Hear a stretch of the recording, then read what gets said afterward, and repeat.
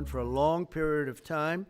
And I am thrilled to report that the U.S. Space Command headquarters will move to the beautiful locale of a place called Huntsville, Alabama, forever to be known from this point forward as Rocket City. Okay, so Huntsville, Alabama, we love Alabama. I only won it by about 47 points. I don't think that influenced my decision, though, right? That didn't, right? But we had a lot of competition for this, and Alabama's getting it, Huntsville in particular. So congratulations, everybody. Katie, congratulations. This will result in more than 30,000 Alabama jobs, and probably much more than that, and hundreds of millions of dollars of investment, and that's billions, because it can't be millions, it's billions and billions of dollars. Most importantly, this decision will help America defend and dominate the high frontier, as they call it. I want to thank Secretary Pete Hegseth. He's doing a fantastic job. And Secretary of the Air Force Troy Mink. Troy, thank you very much. Great job you're doing, Troy. This is such a big deal. This is one that everybody wanted to know. What are you doing? I also want to thank Senators Katie Britt, and I want to give my condolences. Your grandmother, her grandmother just passed away. She was 100, right? 100, and she loves you, Mr. President. Well, and she was very proud of you. Thank you very much. Very, very proud of you. So thank you, Katie. Wonderful woman. She must have been. To produce you indirectly, I can tell you she had to be. Tommy Tuberville, who's a great coach. And I won't say anything about what happened with Alabama football this weekend. Let's leave that out. But you're not used to that, right? You're not used to that. But Tommy, Auburn won, that's right. They did. So you're happy. Tommy's been a great senator, as you know, and a fantastic guy all around. He was also a tremendous coach. House Armed Services Committee Chair Mike Rogers. Thank you, Mike. Where's Mike? Mike, thank you very much. Doing great, Mike. Representatives Barry Moore, all great friends, Robert Adderholt, Gary Palmer, and Dale Strong. Thank you all very much, fellas. Appreciate it.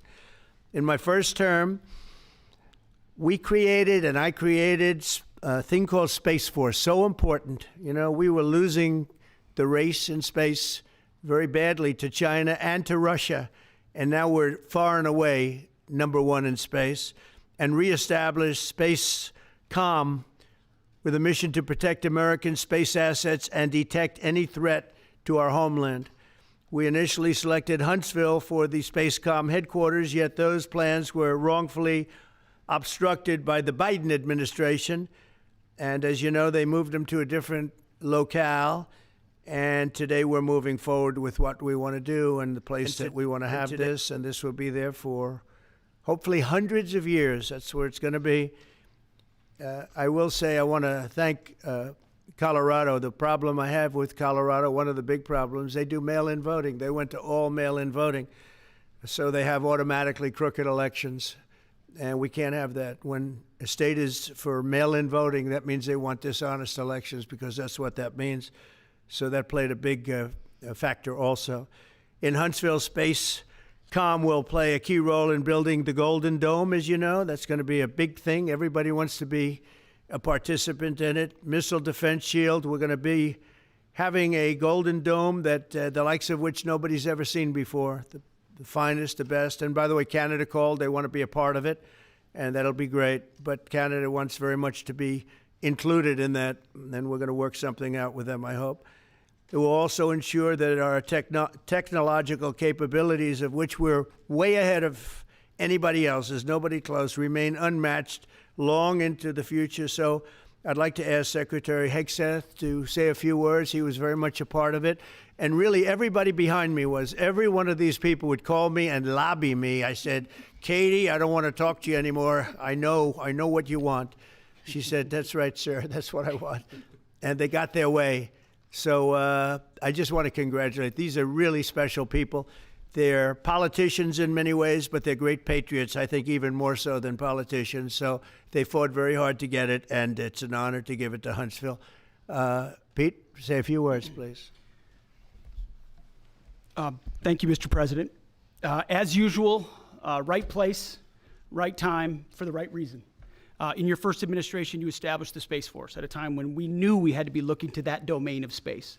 You also reestablished SpaceCom to ensure that priority was put in place, and you, through the Air Force, independently identified that Huntsville, Alabama was the right place to put it. For other reasons, in the next administration under Biden, they decided to move it somewhere else. Well, during that time, the DoD Inspector General, the Government Affairs Office, they did their own assessments, and where did they say SpaceCom should go? Huntsville, Alabama. So what you're doing today, Mr. President, is restoring it to precisely where it should be based on what the Space Force, the Air Force, your leadership believes will give us strategic advantage in the future. That is Huntsville, Alabama. We are way ahead in space, but this will ensure we stay leaps and bounds ahead because that's the most important domain. Whoever controls the skies will control the future of warfare. And Mr. President, today you're ensuring that happens. Thank you. Thank you very much. Katie, would you like to say something? Mr. President, we are grateful for your leadership on this and restoring Space Command to its rightful home in Huntsville, Alabama.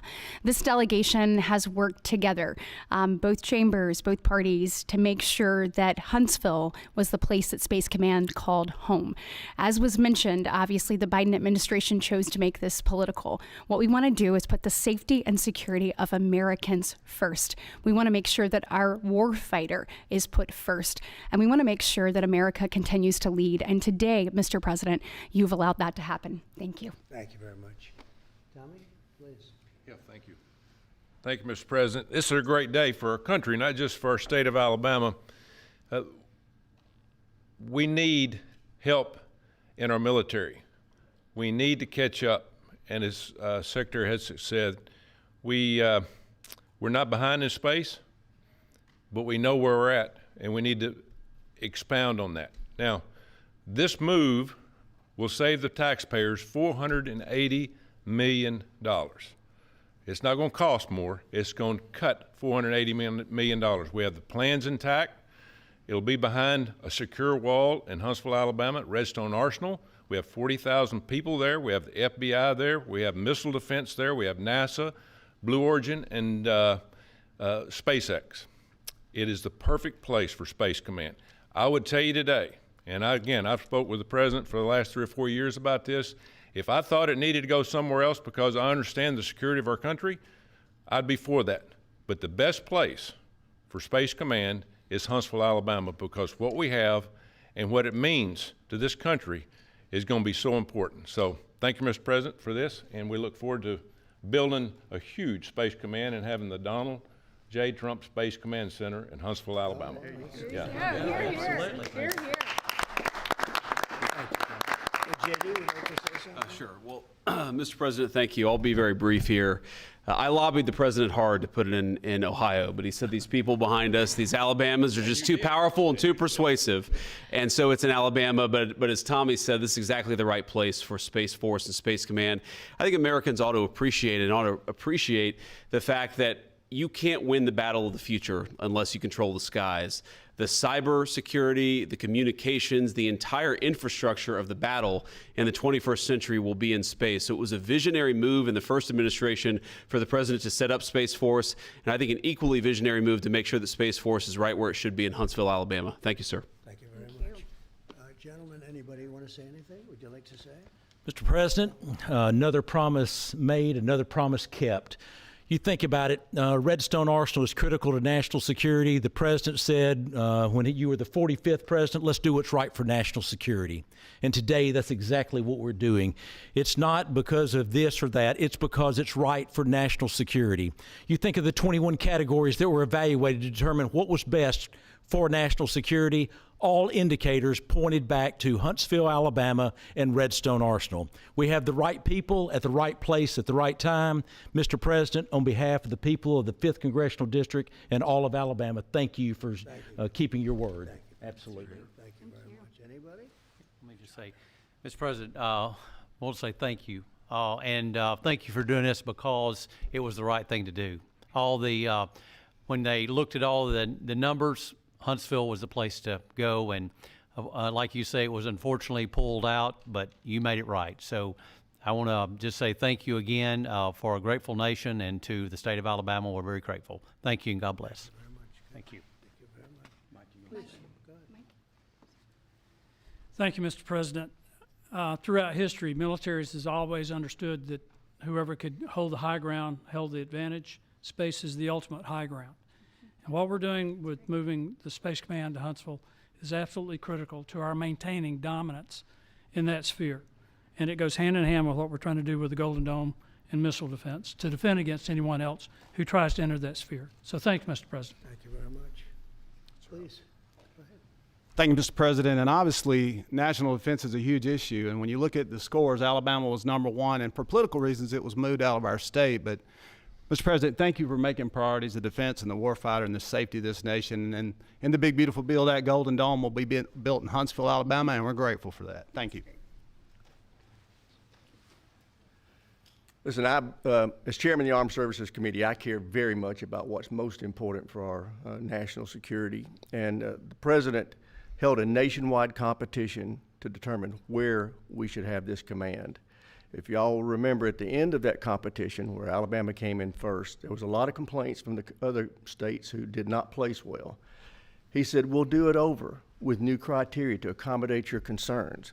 Alabama came in first in that second competition. His Secretary of the Air Force reviewed the results, said it was fair, and the president named Huntsville. It was the Biden administration that decided to make it political, even though his own Secretary of the Air Force said it was a fair competition and it should be in Huntsville. So I want you to know I appreciate this president standing up and being strong and saying he's going to make this right and put it where it rightfully belongs, and that's Huntsville, Alabama. Thank you very much. Good job. Appreciate it. So thank you all very much. You are going to leave me alone now. You're not going to call me anymore and talk about this subject, right? You promise? They'll start something else. But I just want to congratulate you. It's a very big deal. When you come out and when you leave the room, you'll see that we just, over the last few minutes, literally shot out a boat, a drug-carrying boat, a lot of drugs in that boat. And you'll be seeing that and you'll be reading about that. It just happened moments ago, and our great general, head of the Joint Chiefs of Staff, who's been so incredible, including what took place in Iran, knocking out potential nuclear power for a long time to come. I think within a month they would have had it if we didn't do what we did. But he gave us a little bit of a briefing, and you'll see. And there's more where that came from. We have a lot of drugs pouring into our country, coming in for a long time. And we just, these came out of Venezuela and coming out very heavily from Venezuela. A lot of things are coming out of Venezuela. So we took it out, and you'll get to see that after this meeting is over. Do you have any questions, please? Yeah, please. Thank you, Mr. President. Senator Tuberville, you talked about the cost savings associated with this announcement. Can you talk about the strategic benefits by having Space Force Command headquartered in Huntsville? Well, it just works because we have so much else there. And having a central, you could call it a central command, but it really is a command station. Also, even locationally, where it is, and when you think about flying distances, if you can save a half an hour as fast as some of these planes go and things go, and even the rockets go, if you can save by having the best location. So we went out, as you know, to experts, and we had 4 different groups of experts. They all said this was the best location. I also loved it from the standpoint, I know the people of Alabama, they are great people, work hard, and there's no games, and they're very proud of it. And I would say they fought harder for it than anybody else also. A lot of states, 5 states really wanted it, but they wanted it more. And I kid you not when I say that these people, they spoke to me a lot. That's all they wanted to talk about. They didn't want to talk about the weather. They only wanted to talk about moving to this location, moving to Alabama, Huntsville in particular. So we're honored to do it. They really wanted it badly, and they got it. Peter? President Trump, something completely different, but about a big viral social media trend over the weekend. How did you find out over the weekend that you were dead? You see that? No. People didn't see it for a couple days. 1.3 million user engagements as of Saturday morning about your demise. Really? I didn't see that. You know, I have heard, it's sort of crazy, but last week I did numerous news conferences, all successful. They went very well, like this is going very well. And then I didn't do any for 2 days, and they said, there must be something wrong with him. Biden wouldn't do them for months. You wouldn't see him. And nobody ever said there was ever anything wrong with him, and we know he wasn't in the greatest of shape. No, I heard that. I get reports. Now, you knew I did an interview that lasted for about an hour and a half with somebody, and everybody saw that was on one of your competitors.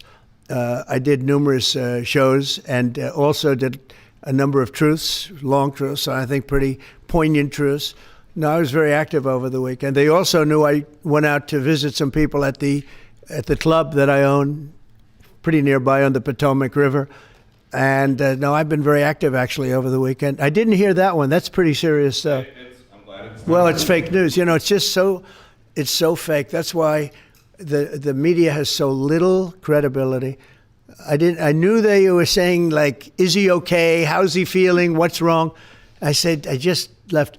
And it's also sort of a longer weekend, you know, it's Labor Day weekend. So I would say a lot of people know I was very active this Labor Day. I had heard that, but I didn't hear it to that extent. Go ahead, Peter. Something else. We know that this country has a huge problem with school shootings. You've said that you're open to sending the National Guard pretty much anywhere. Would you ever consider sending an armed National Guardsman to every school? Well, we have a big problem with school shooting, but we also have thousands and thousands of schools that run perfectly. You know, they talk about you can do things construction-wise, and that's really, I think nobody knows more about construction than me. You can build the construction doors. You can build what they call safety doors, where they lock on the outside, the inside, and every place else. Well, but if one of these lunatics happens to get through, then the police can't get in. Then they're looking for keys all over the place, and it takes a lot of disadvantages to doing, spending billions and billions of dollars and actually making it safer in some way for some of these lunatics that we're dealing with. But I don't think so. I've thrown out the concept. We have great teachers that love our children. The parents love the children. Teachers love the children too. And if you took a small percentage of those teachers that were in the military, that were distinguished in the military, that were in the National Guard, et cetera, and you let them carry, that's something that a lot of people like. I sort of liked it. I'd have to be studied, but they're trained. They know about weapons. You can't do it with every teacher because most teachers don't know, but I always thought that would be an alternative. But it just, we've had a lot of instances. Other countries have also. They have different kinds of problems than we have, but we do have, there's something going on, and it's a bad thing. Yes, please. Have you spoken with President Putin in the past week? Have you spoken with President Putin? Yeah, I don't want to. I have learned things that will be very interesting. I think in the next few days you'll find out. Will there be any consequences if there isn't some type of announcement of a meeting with President Putin and President Zelensky? Yeah, there will be. We're going to see what happens. We're going to see what they do and what happens. I'm watching it very closely. Last week, they lost 7,000, between the two countries, 7,313 soldiers, to be somewhat exact, for no reason whatsoever. And they're Russian and they're Ukrainian, but, they're soldiers. I want to see it end. Yeah. Mr. President, have you decided you're definitely going to send National Guard troops to Chicago? I didn't say when, but the answer is, look, Chicago's very interesting because I watched Pritzker get up and say we don't need help, we're safe. But 2 weeks ago, they had 6 people murdered, and they had 24 people hit by bullets. Last week, as you know, it was 7 people, 24 people hit, and 7 people died. And then over the last 2 days, that was the crown jewel. They had, I guess, 9 or 10 killed, and 50 hit with bullets. And you have this governor get up, who's a terrible governor. Probably he and Gavin Newsom would be probably the 2 worst and most naive. They're naive. Either they're naive or they're very untruthful. And he'll say, we don't want any protection. We don't need. So in the last 3 weeks, he's lost almost 20 people killed. There's no place in the world, including you can go to Afghanistan, you can go to places that you would think of. They don't even come close to this. Chicago is a hellhole right now. Baltimore is a hellhole right now. Parts of Los Angeles are terrible. If we didn't put out the fires, and I mean the other fires, the bullet fires, they didn't do a good job with, they should have had the water coming down, like I said. You know, we had to release the water. We had to go in and release the water to LA. It's so badly run. But if I didn't send the National Guard into Los Angeles, I would be making an announcement today. I'd be talking about Huntsville, and I'd simultaneously be saying, by the way, the Olympics is not coming to Los Angeles. If we didn't do that, and even the sheriff, the top law enforcement person in Los Angeles said, we could not have handled it without them. So that's what he said. Did you make your mind up on Chicago, though? Well, we're going in. I didn't say when. We're going in. When you lose, look, I have an obligation. This isn't a political thing. I have an obligation. When we lose, when 20 people are killed over the last 2.5 weeks, and 75 are shot with bullets. So let me tell you a little story about a place called D.C., District of Columbia, right here where we are. It's now a safe zone. We have no crime. It's in such great shape. You can go and actually walk with your children, your wife, your husband. You can walk right down the middle of the street. You're not going to be shot, Peter. You're safe. Everyone likes you anyway. They probably wouldn't do it. But it's so dangerous. And there are people in this audience that you've suffered greatly. There are people in this audience that have been mugged and hurt badly, and they don't want to talk about it. Maybe you were very brave in talking about it. You made quite an impression on a lot of people. I appreciate it. But there were other people in this room that have been hurt very badly just walking down the street in D.C. Washington, D.C. is a safe zone right now. It's a safe city. The restaurants are open. They're booming. You can't get a restaurant. New restaurants are announcing that they're going to be open. This took place in 12 days. Now it's 15 days, but 3 days ago it became what's known as a safe zone. It's a safe city. And this city was really bad, really, really bad. We took 1,600 people out, hardcore criminals that will not be coming back anytime soon. And we're very proud of it. You know, to have our nation's capital lose every week. You know, it was like years, many years, where every single week somebody was killed for many, many, many consecutive weeks. This went on for years. And then we had, last week it was announced that nobody was killed last week. And I made that announcement in front of a very distinguished leader of a country. And I'm saying proudly, ladies and gentlemen, nobody was killed in Washington, D.C. this week. He looked at me like, what's that all about? I say, yeah, we have a little bit of a crime problem. And we don't have a crime problem in Washington anymore. And the mayor has been very helpful, and the police commission has been very helpful, and it's been a great team. And I would love to have Governor Pritzker call me. I'd gain respect for him and say, we do have a problem, and we'd love you to send in the troops, because you know what?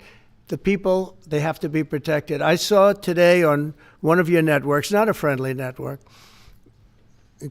really the opposite, I would say, very unfriendly network. And they interviewed about 12 people on this morning. Most of them were African American, they were black.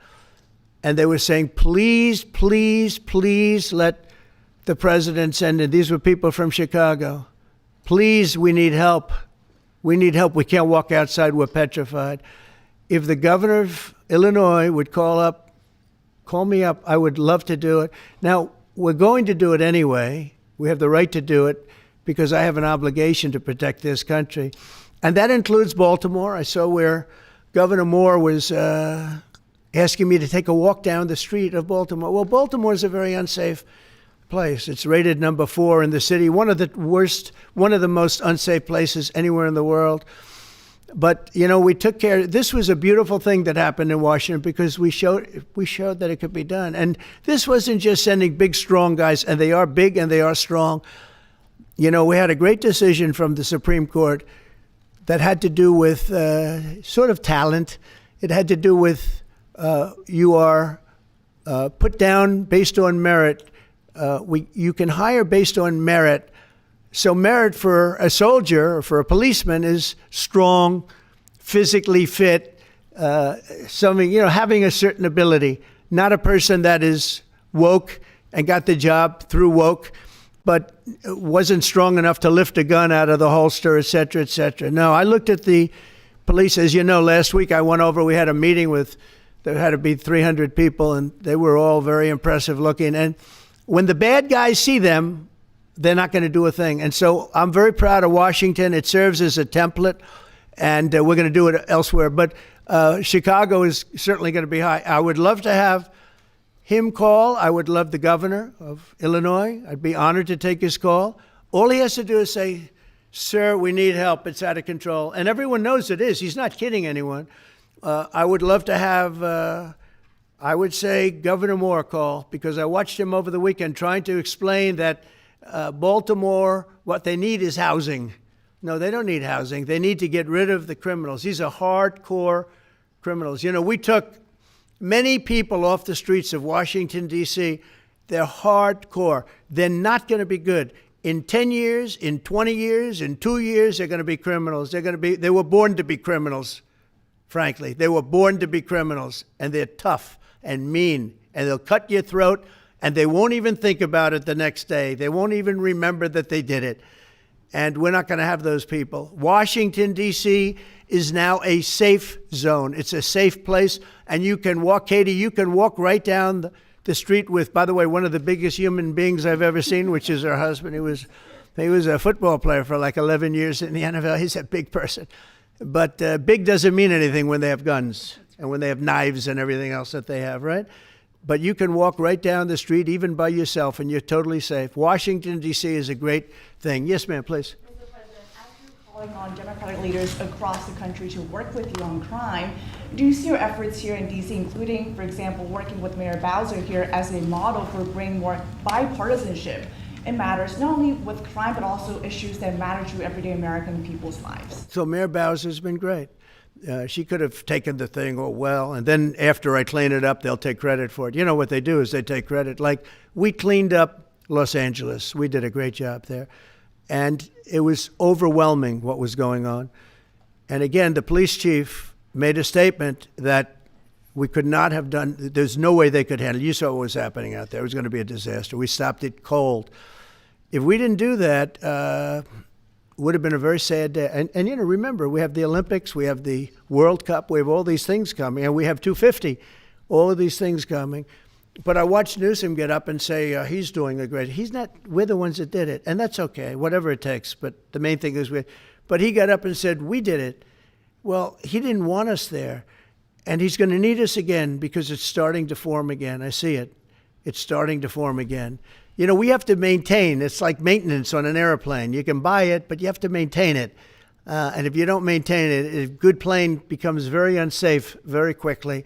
So it's an honor to do it. It's a lot of presidents wouldn't do what I'm doing. I don't need this heat. But when I watched television last night and I'm watching the news and I see that 9 people were killed in Chicago and 54 were badly wounded with bullets, I say, that's not this country. We have to do something. And I do say this, I say this very much. I'm not speaking to anybody but them right now. I would love to receive calls from governors and mayors saying they need help. We'll help them. We have a lot of people. We have a great force. We have a great military force. You know, Pete will tell you that when I was running for office, and this was a big headline, I think, you know, probably got me a couple of votes, but you couldn't sign people in the military. Nobody wanted to join the military, the Army, Air Force, the Navy, Marines, Space Force, Coast Guard. We never forget Coast Guard because they've done such a great job. Never. But nobody wanted to join any of them. We were way below what we wanted. Every single one. The closest was the Marines, whatever that is. You'll explain that to me. But the closest was the Marines. But every service was way down, way down. And then I got elected, and our country's the hottest country anywhere in the world right now. Everybody's talking about the USA. They're talking about the job that we're doing. Everybody. We have the best economy. We have a very, very important decision being made by the Supreme Court because our country is the richest, the strongest, the most powerful. But if for some reason some liberal court, I'm talking about the court that just ruled, where even an Obama judge voted in favor of us, which I gave him a compliment yesterday, as you know. I said that took great courage. But it's a liberal court, and it's going up to the Supreme Court, who I think have been incredible people. I think they've made very wise decisions. But the tariff question, because without the tariffs, this country is in serious, serious trouble. We've taken in almost $17 trillion of investment is coming in. Most of it is coming because of tariffs. And if for some reason somebody wanted to be politically correct, I actually think it's unpolitically correct. I think politically correct is to approve it, because there's nothing so popular as what's happened to our country. Our country is doing so well. But we had a liberal court gave us a very shocking ruling, and that ruling is basically saying that the trillions of dollars that are pouring into our country, putting us in a position like no country is anywhere in the world, that they'd like to see us that taken away. By the way, a lot of the people behind that lawsuit, that particular, are from foreign countries, I might add. There's a video. Thank you, Mr. President. Just want to follow up with what you were saying regarding that federal appellate court that ruled against you and your administration as it relates to your ability. Well, they ruled against our country, the court, and they ruled against us before. It's a very liberal court. You called it highly partisan in your Well, social it certainly media is. posts. It certainly and is. in fact, it was along ideological lines, 7-4. Well, except that we actually got one of the Obama judges that was appointed by President Obama voted in favor of the tariffs, because he felt it was imperative for our country to thrive and survive even. And I gave him credit. I said, you know what? That took a lot of courage for him to do it, because you don't see that often. So my question is, I suspect you're going to appeal that all the way to the Supreme Court. Well, we already have, yeah. In fact, we're doing something else. We're going to be going to the Supreme Court, we think, tomorrow, because we need an early decision. I mean, look, the financial fabric of our country, we're a rich, incredible country right now. And we're able to, you know, other countries use tariffs on us for years, and we never did. I did a lot during my first term, but then we had COVID and we had to focus on other things. You couldn't be tariffing Italy, Spain, France, as they were dying by the thousands and millions. But we did with China, and China paid us billions and billions of dollars. And I started the process, but then I had to end it a little bit because of COVID. We focused on that. But no, it's a very important decision, and frankly, if they make the wrong decision, it would be a devastation for our country. We've taken in trillions of dollars, and by the way, all these countries signed agreements. As an example, they're all happy, everybody's happy, but some whack job put in a lawsuit. It went before a very liberal court, and the liberal court ruled, it was 11, they ruled 7-4. With one of the most liberal of them all voting in our favor, because they're patriots. I think I give tremendous credit to that judge. And now it's going to the Supreme Court. Now we're going to be asking for early admittance. We're going tomorrow, and we're going to ask for an expedited ruling, because you know, when you look at the stock market's down today, the stock market's down because of that. Because the stock market needs the tariffs. They want the tariffs. If you look at AI, all of those, you know, all of that money that's going to be invested, trillions and trillions of dollars, the biggest thing, bigger than the internet, I suspect. It's the internet plus 3 or 4 other things combined. We are leading very substantially with AI. We're leading because of tariffs. We're leading because of talent, and this is where they'd like to be. But without the tariffs, we wouldn't have a chance, because we wouldn't be able to protect those investments of the companies coming in. So if you took away tariffs, we could end up being a third world country. That's how big the ruling. So we're asking for an expedited ruling. As a backstop to that, President, you have a Republican-controlled Congress. You control the House. You control the Senate. Yeah, but we don't have 60 votes. We don't have 60 votes. I'd love to do that. Oh, if we had 60 senators, if we got the 60 votes, we would get them. But we need 60 votes, and we need, you know, a certain number in the House. I think we'd get, I don't know, we have about 5 of them here. Would everybody agree with me on tariffs? Without tariffs, we're a different country. We have taken in so much money. And here's the thing. We signed a deal with Japan. They're paying us hundreds of billions of dollars. We signed a deal with South Korea. We signed a deal with the European Union. We signed a deal with Europe. And those countries are paying us $950 billion, and they're happy about it. They're okay. As one of them said, it's amazing that we got away with it so long. One of my friends, a leader of one of the countries, and they're fine with it. They all signed. If that ruling ever went against us, I guess we'd have to give back hundreds of billions. We would have to give trillions and trillions of dollars back to countries that have been ripping us off for the last 35 years. And I can't imagine it happening. On a legal basis, they have no legal basis whatsoever. But on a common sense basis, it would destroy America. Okay. Reducing, we talked about controlling the sky. On Sunday, the satellite signal of Ursula von der Leyen's plane was alleged. With Ursula? Well, she had an interesting event. She's a tremendous woman. And so what are you asking me about her? NATO is concerned about it, I do too, about this. Sure, NATO is concerned about it. Well, nobody knows where it came from, but they did take away her ability to use a phone. You know? Sometimes that's a good thing. Sometimes that could happen to me. I'd be very happy. Mr. President, reducing the tariffs on India from 50%. What does that mean? Are you considering taking away? And we therefore weren't doing much business with India, but they were doing business with us because we weren't charging them. Foolishly, we weren't charging them. So they would send in massive, everything they made, they'd send it in, pour it into our country. Therefore, it wouldn't be made here, which is a negative. But we would not send in anything because they were charging us 100% tariffs. And, so what we're doing is literally thousands of companies are coming into the U.S., car companies, AI, but, more traditionally, car companies. We have so many car company factories under construction or being designed right now. And they're coming from China, they're coming from Mexico, I must tell you, and they're coming from Canada, a lot of them coming from Canada. But they're coming into our country because they want to build here. And they want to build here for two reasons. Number one, they'd like to be here. And number two, the tariffs are protecting them. And number three, they want to avoid paying tariffs. When they build their cars here, they don't have any tariffs to pay.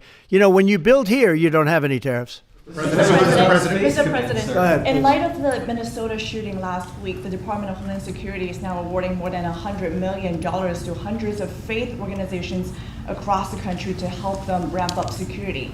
What's your vision for further protecting religious liberty across the country amid incidents of threats and So violence? religious liberty is so important, and we're talking about every religion now, and we're doing things on that nobody else has ever done, and we're going to be having a big announcement in about 2 weeks on that question. Yeah, please.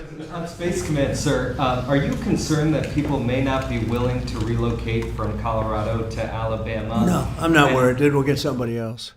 The problem with Colorado is they have a very corrupt voting system. I have so many friends in Colorado. Anytime you have mail-in voting, you have corrupt elections. Very simple. It's very simple. Even Jimmy Carter said it with his commission. They set up a commission with him and Scoop Jackson and some people, highly regarded people. And they said the finding was, if you have mail-in voting, you will have corrupt elections. Well, your radical left governor decided that he was going to have all mail-in voting in Colorado. Once you have all mail-in voting, and for whatever reason, the Democrats cheat. And they cheat like, they're not stupid. That's the only thing. They're no good on policy. They're no good on management. They're no good at government. But they're great at cheating. And they stick together, too. I give them credit for sticking together. Mr. President, Please. Obviously, this is a big win for national security, moving this to Alabama. We've all can agree with that. Big. Is there any idea of the economic impact this has on the state and on that local area? Katie, do you want to answer that? Look, this, go ahead, George. Please go. This is going to be tremendous. The state of Alabama, what we've seen through this process is the worst of Washington. We've seen politics get in the way of what is best for the warfighter, what's best for national security. And the state of Alabama is about to show the country the best among us. So we know the economic impact is going to be tremendous. There at Redstone Arsenal, we're proud to house everything from the FBI to headquarters there for material command to a number of things. We obviously have NASA with Marshall Space Flight Center, and so this naturally fits within. When you look at the decision matrix that they placed in front of us, that's why we ranked so high, is because we have the resources necessary and the ability to build out quickly to meet the needs in front of us. As far as economic impact, it would be tremendous. Does anybody have an exact number? 1,600 jobs. 3,000 spin-off. With 3,000 spin-off. Look at this. This is teamwork right here. So we are really proud, and the people of Alabama are ready to get to work. And I've got a housing question, if you could, just for a second, Mr. Yeah, President. please. Owning a home and going about the American dream seems like it's out of touch for a lot of Americans. Just recently, you pushed out a statement about addressing an emergency housing situation. That's right, we're thinking about doing that. Yeah, can you just... Well, we need a little help from the Fed. We have a man named Jerome Too Late Powell. You probably heard of him. He's too late. He's way too late. And the economy is so strong that it's pushing through that. Normally, it would have been much tougher, but we're doing so well that we're pushing through it. But it makes it very hard for people to get mortgages because too late is too late. Very simple. He's too late. And probably political, whatever. He wasn't too late before the election. Before the election, he was cutting rates, right? Because he was hoping that, I guess, Biden would get in or that Kamala would. He was a big Biden guy. Explain that one. And then he was a Kamala person. But he was hoping, I guess, she'd win, I guess. I don't know. It didn't work out too well. But, yeah, we need a very serious cut. You know, I think that if you look back many decades ago, the United States was always the lowest, even if they were doing badly. The United States was, because without the United States, everything in the world would die. It's true. It's so powerful. It's so big. And I made it really big in the first 4 years. Then it started to degenerate with what this Biden administration did. But we built it up to a level that I never thought we could be at this quickly. We're the hottest, we're the best financially. The money coming in is so big because of tariffs and other things, but because of tariffs. Tariff gets us even those other things. Plus, it gets us great negotiating. I settled 7 wars, and numerous of those wars were because of trade, and numerous of the trade deals that I made were because of tariffs. It gives you a great negotiating ability. If that ability were taken away from us by a liberal court acting on essentially foreign nations, asking to get help from the United States government, when they've been doing this to us for 40 years, that's why we have $38 trillion in debt. We won't have it for long if they let us, if they allow us to do what everybody knows we should be able to do. Yeah, please. Mr. President, another Biden-era action that you're now reversing is that you signed a deal last week to make federal buildings adopt and embrace classical architecture styles again. Can you talk to us about why you do that, and also what's your vision? Well, we want to see beautiful buildings. Now, you know, it's in the eye of the beholder. I've seen architectural reviews over the years. I'm an expert at it. I've gotten a lot of great reviews. But I've seen buildings that I didn't think were very good get great reviews, and I've seen great buildings get bad reviews. So, but it's just a standard. We want to have a good standard. We're building something here, you know, for 150 years they wanted a ballroom at the White House. We're doing something at the highest level using great architects and all. And, you know, it's very exciting. But we have a lot of interesting things happening architecturally in D.C. And D.C. is like a different place. And, you know, even the contractor said, sir, we walked down today, we feel like much safer. It's like a different place. Washington, D.C. is great. Now, we're going to also beautify it.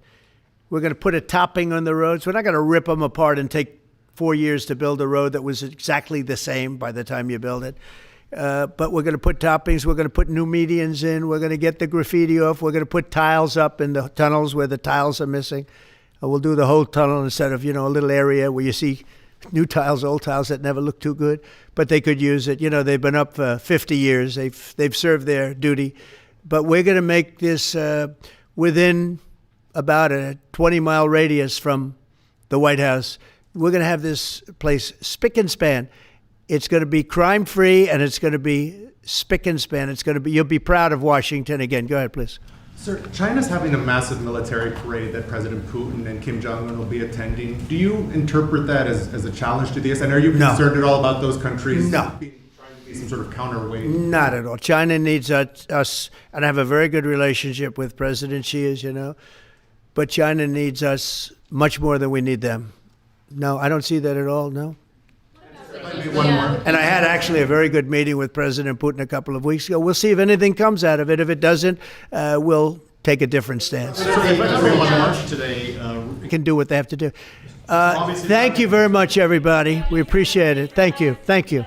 Thank you.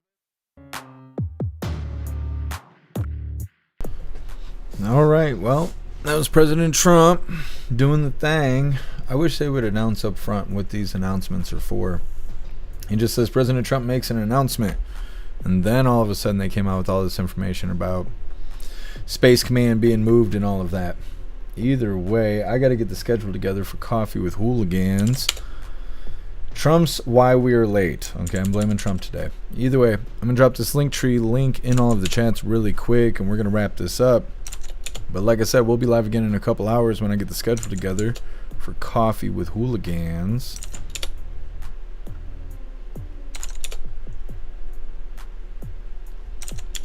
Alright, hooligans. There's the Linktree link where all of my links are listed.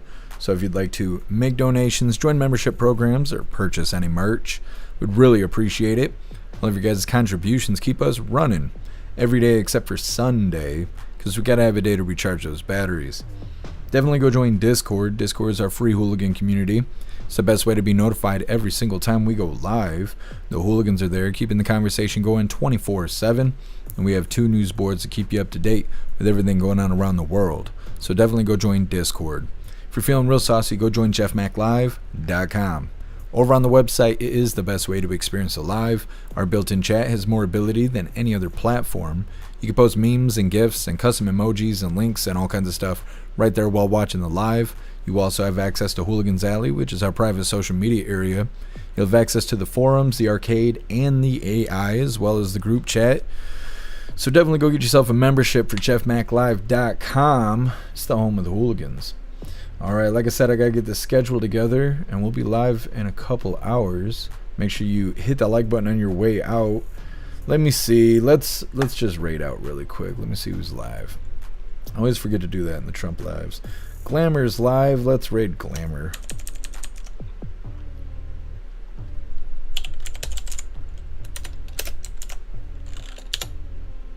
Alright. Like I said, hit that like button when you land. I'll see you hooligans in a couple hours.